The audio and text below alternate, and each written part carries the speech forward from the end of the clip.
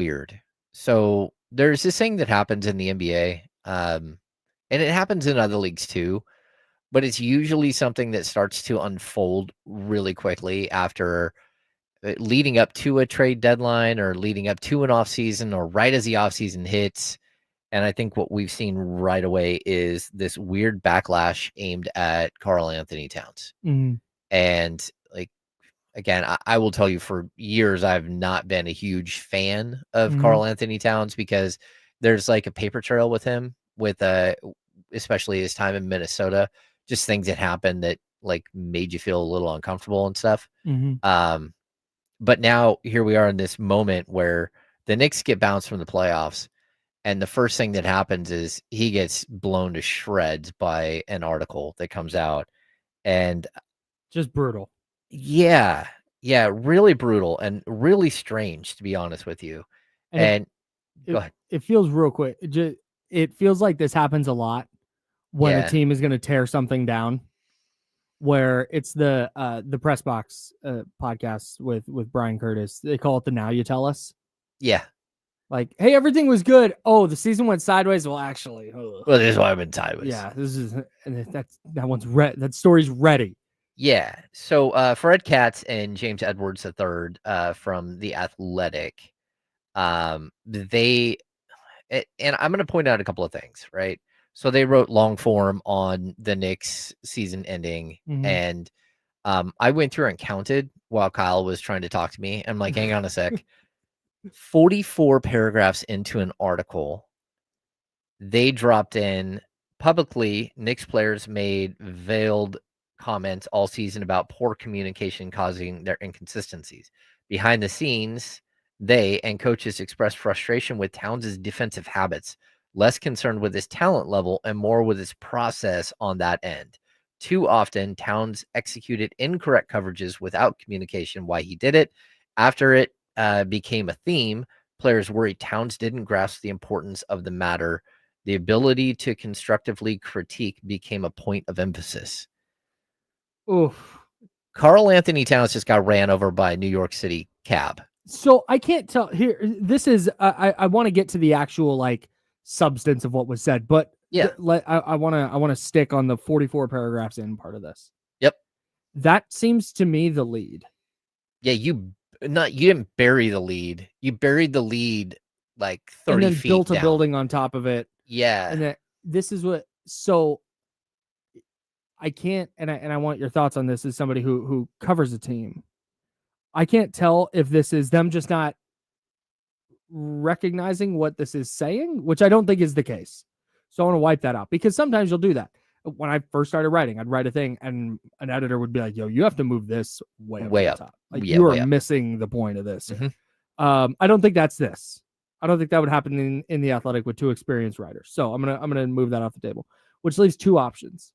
One, they heard this on like super background and we're like, we need to put this in here, but we don't really want it to be like the number one story thing. So we're just gonna bury it way down here.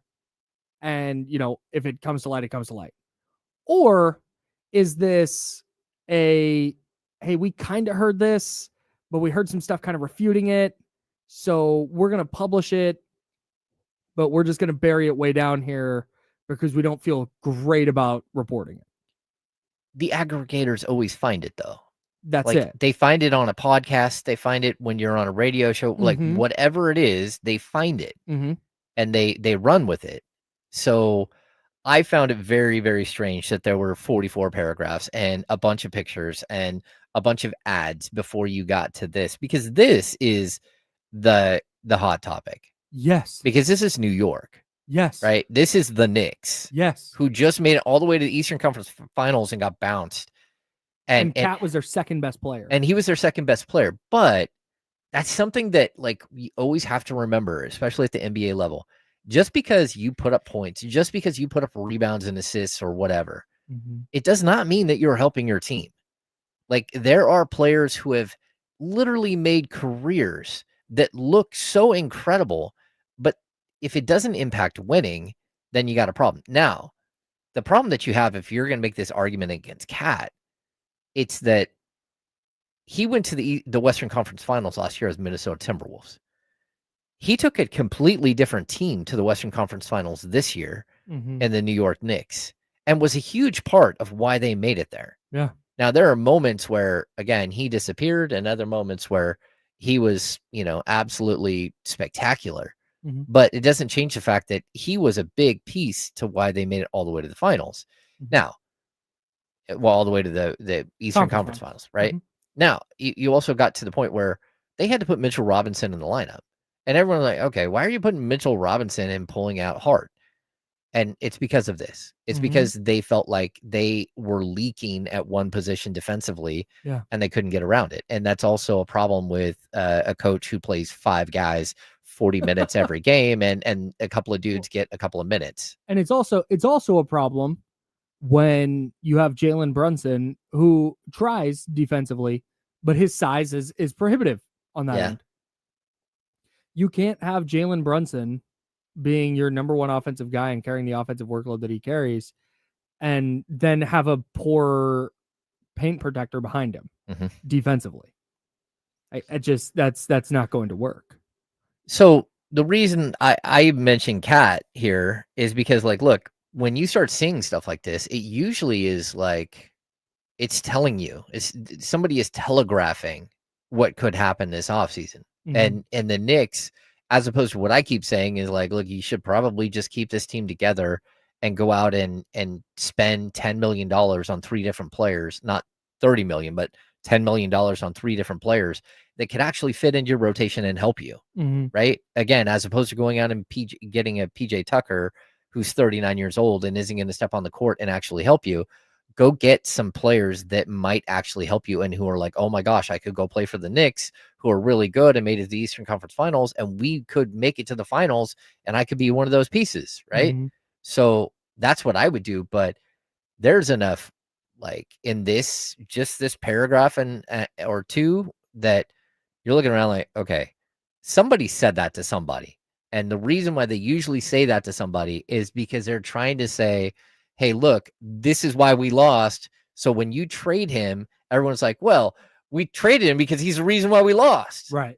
So fan sentiment is already behind you when it happens. The 44th and 45th paragraphs of that piece in The Athletic has big energy of player X did their media scrum and said, like, yeah, some of our communication defensively, they give the standard answer. And then once the cameras were off and they walked away, they said to Fred Katz, hey, hang on for a minute. Karl-Anthony Towns is killing us. Yeah. And, like, hey, on background, it's Cat. Yeah. This is a him problem. Or they just, like, quietly just handed him a Kit Kat bar. Said, there you go. You want to know what the problem is? There you go. You're going to break me off a piece of that? Has that ever happened to you? Where a player veiled throws a teammate under the bus via candy or other means? By a snack? No, but I certainly have seen players get thrown under the bus. And I also will tell you that, like, very clearly, I have had a NBA general manager explain to me this process of throwing a player under the bus, player under the bus, and why you see what league wide is known as exit strategies. This is your exit strategy as a Knicks organization, that if you don't want that player anymore, you start sowing the seeds of, hey, this is kind of an issue. This is kind of an issue that everyone needs to look at. Crank up that value, baby. Well, it just, now you got him in every trade known to man. And that's where I'd be like, hey, if you're the Kings, you're not good enough to say no to Karl-Anthony Towns. Now, are you going to have the same issue? Of course, because that's who he is. But can you hide that issue? Probably not, because the Knicks had some of the greatest wings defenders ever. But that doesn't mean that he can't lead you to an Western Conference Finals. All right. Like, it's just a matter of can you get there. All right. I have thoughts on the Karl-Anthony Towns thing. We'll talk about that next. Cat Romano? Maybe. James Ham, I'm Kyle Madsen. That's Joe Brazil. We're the Insiders. Jiffy Lube sponsors the program. We'll talk Kings coming up in a second on ESPN 1320 at Sacramento Sports Center.